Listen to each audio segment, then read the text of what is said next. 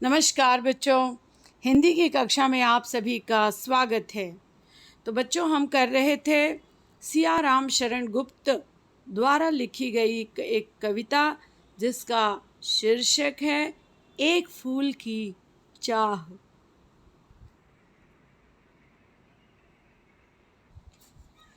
तो ये हमने बच्चों कर लिया था कि किस तरह से सुखिया के पिता के हाथों प्रसाद उसकी बेटी तक नहीं पहुंच पाया। मेरे हाथों से प्रसाद भी बिखर गया, हा सबका सब, हाय अभागिन बेटी तुझ तक कैसे पहुंच सके यह अब। वह सोचता है कैसे अपनी बेटी को पहुंचा सके। चलिए आगे देखते हैं। कुछ न सुना भक्तों ने झट से मुझे घेर कर पकड़ लिया, मार मार कर मुक्के घूसे धम से नीचे गिरा दिया, धम से नीचे गिरा दिया। मेरे हाथों से प्रसाद भी बिखर गया, हा सबका सब, हाय अभागिन बेटी तुझ तक कैसे पहुंच सके यह अब। सुखिया का पिता अपनी बेटी की अंतिम इच्छा पूरी करने के लिए मंदिर में पूजा का फूल लेने पहुंचा तो भक्तों ने उसे अछूत कहकर पकड़ लिया। उसने उनसे प्रश्न पूछा। उसका कलुष देवी माँ की महिमा से भी बढ़कर है। इसके बाद सुखिया का पिता अपनी आप बीती सुनते हुए कहता है, देवी के उन भक्तों ने उसकी एक बात नहीं सुनी। उन्होंने तुरंत उसे चारों ओर घेर कर पकड़ लिया। फिर उन्होंने उसे मुक्के घूंसे मार मार कर नीचे गिरा दिया। उस मारपीट में हाथों से देवी माँ का प्रसाद भी बिखर गया। सुखिया का पिता अपनी बेटी को याद करने लगा। हाय अभागी बेटी देवी, हाय अभागी बेटी देवी का यह प्रसाद तुझ तक कैसे पहुंचाऊं। तू कितनी अभागी है कि मरते वक्त भी तुझे देवी के प्रसाद का एक फूल तक नहीं मिल पा रहा है। ये सुखिया के पिता का दर्द है जो इन पंक्तियों में प्रस्तुत हुए। यहाँ से बच्चों हमको आगे करना था कि उन्होंने उसको मारा पीटा और उसके साथ में क्या किया। अछूत होने के नाते न्यायालय ले गए मुझे वे 7 दिवस का दंड विधान। इसे दंड नहीं बच्चों, इसे दंड कर लीजिएगा। न्यायालय ले गए मुझे वे 7 दिवस का दंड विधान। मुझको हुआ था मुझसे देवी का महान अपमान। स्वयं कहता है कि मुझसे देवी का अपमान हुआ, महान अपमान मैंने किया मंदिर में घुस करके। मैंने स्वीकृत किया दंड, वह शीश झुकाकर चुप ही रहे। उस असीम अभियोग दोष का क्या उत्तर देता क्या कह। 7 रोज ही रहा जेल में या कि वहां सदियां बीती। अविश्रांत बरसा करके भी आंखें तनिक नहीं रीती। अविश्रांत वर्षा करके मतलब आंखें बिना रुके रोती रही। फिर भी उन्होंने आंखों की जो रीति है उसे छोड़ा नहीं। आंखों की रीति रोना, हंसना मुंह से किया जाता है, रोने का काम आंखों से। तो यहाँ ध्यान दीजिए बच्चों, न्यायालय ले गए मुझे, सुखिया के पिता को न्यायालय ले गए। 7 दिन का उसे दंड दिया गया। और इन 7 दिनों में क्या हुआ, चलिए देखते हैं।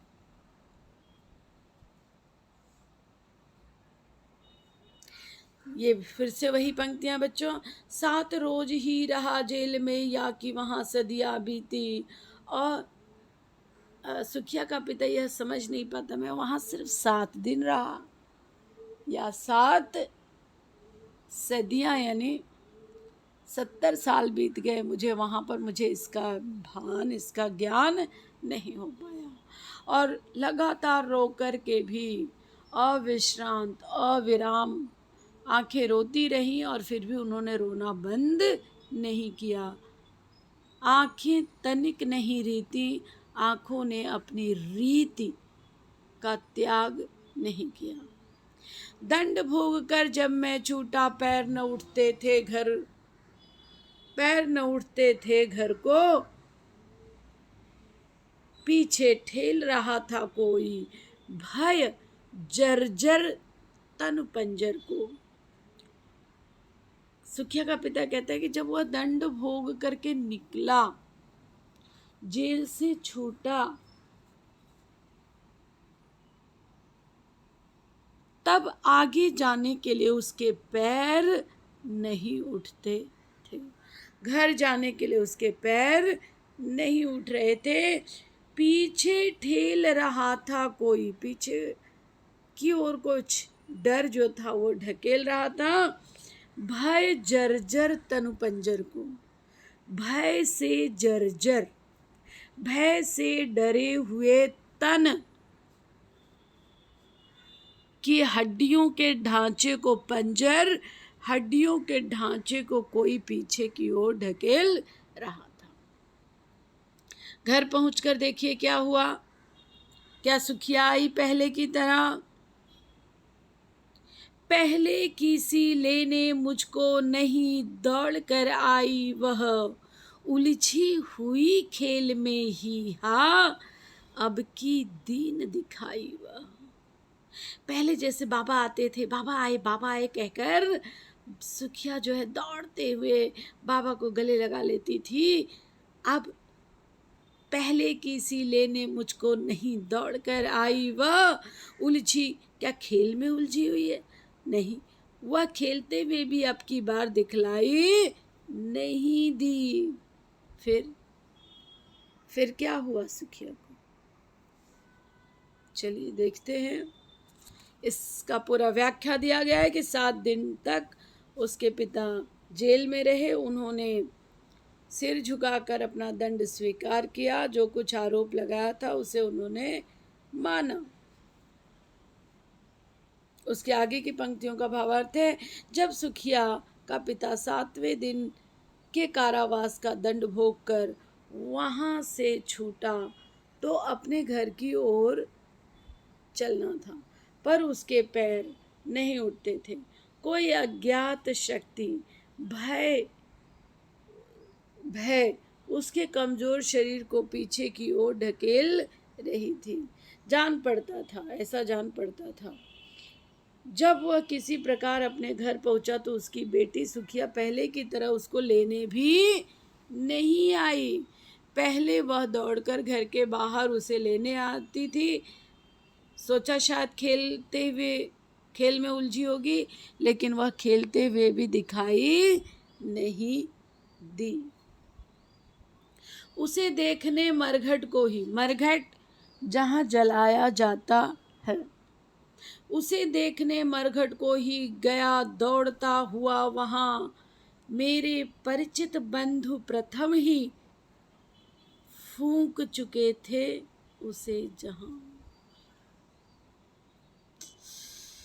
सुखिया का पिता जब उससे पता चला कि उसके रिश्तेदारों ने उसकी बेटी को जला दिया, मतलब मृत शरीर को, उसके सुखिया के मृत शरीर को जला दिया है, तो वह उसे देखने के लिए मरघट पहुंचा, जहां डेड बॉडी जलाई जाती है वहां पहुंचा। मेरे परिचित बंधु प्रथम ही फूंक चुके थे उसे जहां, लेकिन जो सुखिया के जो रिश्तेदार थे, परिचित लोग थे, उन्होंने उसे वहां उसके पहुंचने से पहले ही जला दिया था। बुझी पड़ी थी चिता वहां पर, छाती धधक उठी मेरी। हाय फूल सी कोमल बच्ची, हुई राख की थी ढेरी। यह पिता का सबसे बड़ा दर्द है कि उसे अपनी बेटी का अंतिम चेहरा भी दिखाई न दिया। बुझी पड़ी थी चिता वहां पर, धधक उठी छाती मेरी। जलती हुई बच्ची का जो शव था वह जलकर राख हो चुका था, लेकिन उसका दिल जलने लगा, धड़कने लगा। छाती धधक उठी मेरी, हाय फूल सी कोमल बच्ची, हुई राख की थी ढेरी। यहाँ पर बच्चों देखिए मेटाफर है, रूपक अलंकार है कि वह फूल सी जो कोमल सी बच्ची थी, अब वह जलकर राख बन चुकी थी। अंतिम, ये एक पिता का प्रलाप है, पिता का दर्द है। इन पंक्तियों में देखिए, अंतिम बार गोद में बेटी, तुझको ले न सका मैं, हाय हाय हाय। मैं तुझे अंतिम बार गोद में ले भी नहीं पाया, खिला भी नहीं पाया। एक फूल माँ का प्रसाद भी तुझको दे न सका मैं। हा, शे, लानत है मुझे अपनी जिंदगी पर कि देवी के माँ का एक फूल भी तुझे प्रसाद के रूप में नहीं दे पाया। धिक्कार है ऐसे जो, मतलब एक पिता का दर्द जो है इन पंक्तियों में प्रकट हुआ है। विलाप है, क्रंदन है। इसका भी देखिए बच्चों व्याख्या है। सुखिया के पिता को जब पता चला कि बेटी मर गई है, अंतिम संस्कार भी किया जा चुका है, कवि उसे देखने के लिए मरघट की ओर दौड़ गया। पर उसके वहां पहुंचने से पहले उसके जान पहचान वाले लोग उसकी बेटी को फूंक चुके थे। अब तो उसकी चिता बुझ चुकी थी।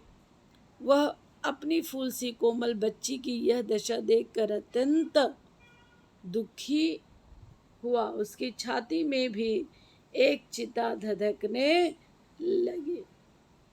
सुखिया बेटी जो थी वो मर गई थी। यहाँ पे बच्चों सुखिया की बेटी नहीं बल्कि बेटी सुखिया मर चुकी थी। उसकी कोमल बच्ची राख की ढेरी के रूप में परिवर्तित हो चुकी थी। वह दुखी स्वर में कहता है, हाय बेटी, हे बेटी, हाय बेटी, मैं तुझे मृत्यु से पूर्व अंतिम बार गोदी में ले भी नहीं पाया। मैं तेरी अंतिम इच्छा के फूल लाकर दूं तक भी पूरी नहीं कर पाया, करने में असमर्थ रहा। अर्थात सुखिया का पिता स्वयं को इसलिए धिक्कारता है कि वह पितृत्व की रक्षा न कर सका, पिता होने का कर्तव्य न निभा पाया। एक फूल कविता का केंद्रीय भाव क्या है बच्चों? केंद्रीय भाव है ये है इस दर्द को लोगों के सामने लेकर आना, ताकि लोग जो ये छूत अछूत, छोटी जाति ऊंची जाति का जो भेदभाव करते हैं वो समाज से दूर हो जाए।